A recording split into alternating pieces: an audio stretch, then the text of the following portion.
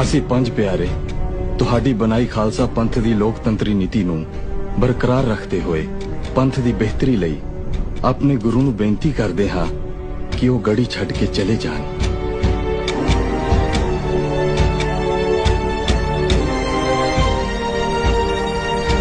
ਵਾਹਿਗੁਰੂ ਜੀ ਕਾ ਖਾਲਸਾ, ਵਾਹਿਗੁਰੂ ਜੀ ਕੀ ਫਤਿਹ।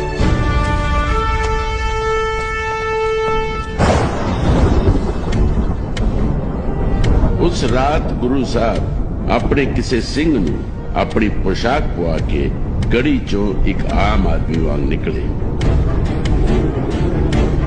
उन्हां नाल भाई दया सिंह, धर्म सिंह ते भाई मान सिंह सन, पर जांदे जांदे भी योद्धा दी तरह दुश्मनां नूं ललकारदे होए ताड़ी ठोक के कहा, हिंद दा पीर जा रहा है, कोई रोक सकता है तां रोक लवे।